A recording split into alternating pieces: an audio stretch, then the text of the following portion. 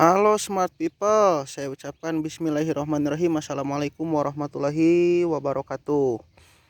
Nah, saya baru pulang dari perjalanan dari kebun kubis yang saya review masa pengolahan lahan, penanaman, pengaplikasian hormon NGLO, aplikasi AMI Startup dan lain sebagainya. Nah, kebetulan saya lewat ke lahan yang ini nih. Tuh.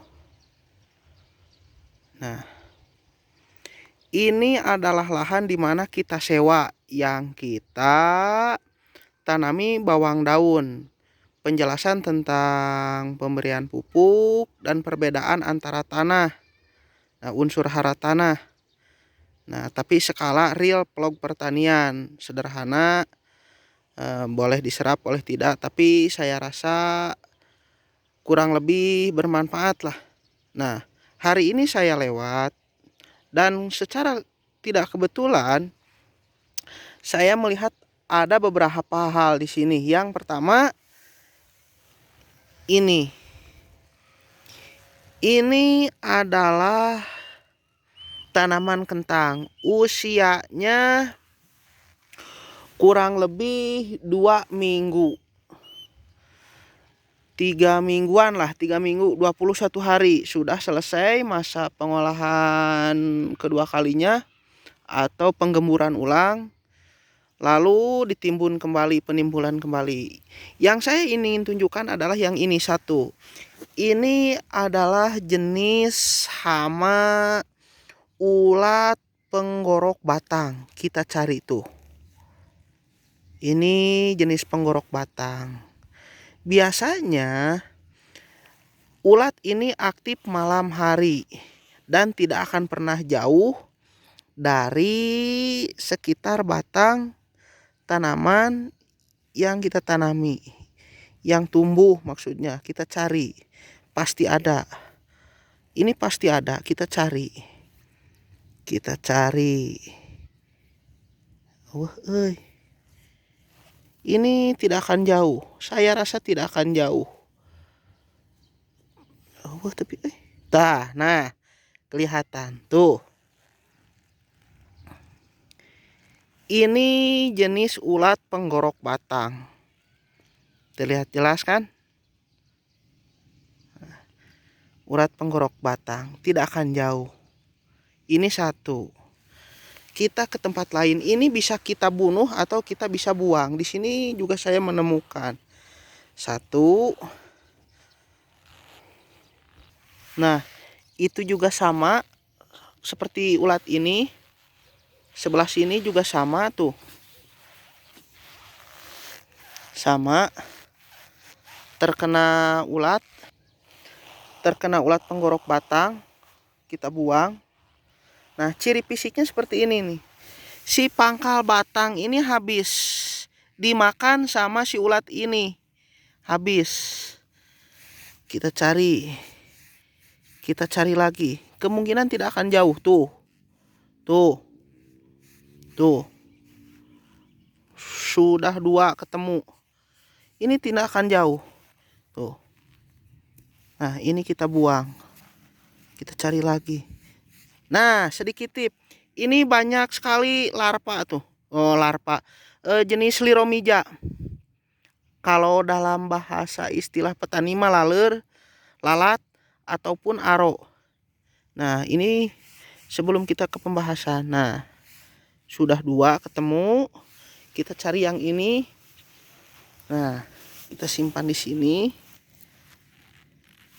Ini juga pasti ada nih. Aduh. Lu ngacel. Pasti ada. Karena tidak akan jauh. Tidak akan jauh. Oh, sudah tidak ketemu. Tidak ketemu. Nah, ini juga sama. Kita cari. Pasti ada, pasti. Nah.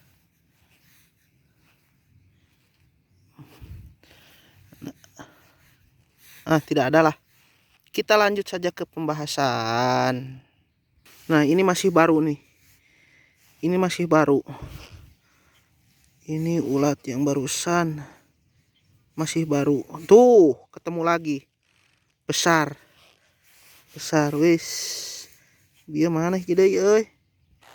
Ulat jenis ini biasanya aktif pada sore sampai malam hari alias nokturnal. Nah, ini terjadi pada budidaya kentang usia 3 minggu sampai 40 hari. Ini biasanya ada. Itu yang pertama. Kalau dikubis sama dari mulai tumbuh sampai usia 3 minggu itu biasanya ada. Solusinya kita bisa mengaplikasikan insektisida berbahan aktif lambda sihalotrin. Nah, itu yang pertama. Jangan sipermetrin, permetrin, betasiputrin dan lain sebagainya. Tapi harus lambda sihalotrin karena itu memang sasaran utamanya ulat tanah ini. Nah, spektrum lebih luasnya setahu saya. Nah, itu ulat atas juga bisa kena untuk bahan aktif lambda sihalotrin. Tuh, ini juga ada. Kita cari. Nah, untuk jenis bahan aktif lambda sihalotrin ini, tadi di awal video juga kita menemukan beberapa aro atau lalat atau liromija lah kita sebutkan. Itu bisa kita mix dengan berbagai bahan aktif, bisa asepat, bisa abamectin dan lain sebagainya. Jadi untuk beberapa sasaran, untuk dosisnya sendiri disesuaikan dengan kebutuhan. Nah, ini habis. Itu yang pertama.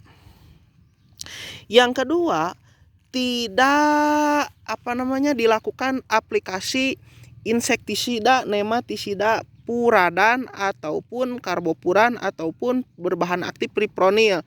Merek dagangnya seperti Puradan, Regen, Aneto dan lain sebagainya. Pokoknya bahan aktifnya fipronil ataupun karbopuran.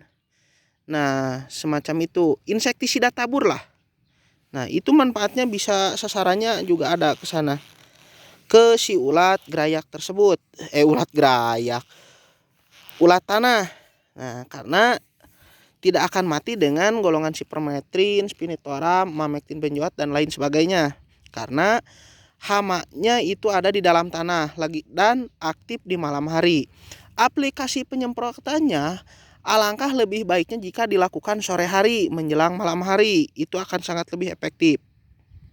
Saya melihat banyak sekali di sini ulat tanah. Nah, hati-hati itu. Nah, di sini juga saya menemukan. Nah, ini jenis penyakit bakteri namanya layu. Layu sebelum berkembang. Nah, ajung layu layu sebelum berkembang lah pokoknya. Saya nyebutnya seperti itu karena masa ini harusnya berkembang sampai besar. Padahal ini namanya layu bakteri. Layu bakteri terdapat dua. Yang pertama layu fusarium. Nah, ini salah satu jenis contoh layu fusarium. Di mana ciri fisik dominannya. Nah, untuk membedakan layu fusarium, nah, dia itu layunya dari mulai pangkal pucuk dari sini ke bawah. Nah, ini masih segar, pangkal daun bawah masih segar. Itu pasti layu fusarium. Nah, ini jika dibiarkan bisa menyebar. Baiknya kita cabut. Kita cabut. Tuh. Kita cabut. Ini calon si kentangnya. Nah, cirinya seperti ini tuh. Layu dimulai dari pucuk. Layu dimulai dari pucuk. Itu ciri layu fusarium. Kita sharing dunia pertanian lah. Kita cari benihnya. Tuh. Mana bibitnya teh? Mana bibitnya? Tidak ada. Tuh, juga terdapat cacing. Ini cacing tidak bermanfaat. Ini cacing jahat. Kita cari. Nah, solusinya kita bisa menggunakan salah satu merek dagang namanya Anpus ataupun Pelum. Tentang manfaat Anpus dan Pelum itu sendiri terdapat di kemasan. Silahkanlah baca, silahkan baca. Karena bisa mengurangi dan mencegah, mengobati layu fusarium, layu bakteri. Pada bawang daun juga bisa untuk busuk batang, busuk pangkal, busuk buah. Nah, ini hama ulat tanah lagi nih. Ulat tanah lagi kita cari. Tuh, ketemu ulat tanah. Kita pencet bunuh. Uish, kita bunuh. Nah, ini ulat tanah lagi nih. Ulat tanah lagi.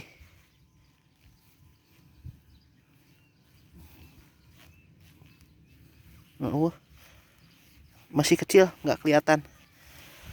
Nah, kurang lebih seperti itulah untuk layu. Saya juga menemukan layu. Nah, ini juga sama, layu fusarium tuh. Dimulai. Ini layu fusarium. Kita gali, kita lihat bibitnya. Tuh. Tuh. Sudah mulai tuh. Tuh. Ini pasti busuk. Kita coba biarkan apakah dia hidup lagi atau tidak. Nah. Ini layu fusarium. Solusinya kita cor pakai pelum ataupun fungisida pelum. Harus murni kimia. Karena kalau pakai agen hayati, Pseudomonas, PGPR itu lebih ke pembiakan perbaikan tanah, terus pencegahan, pemberi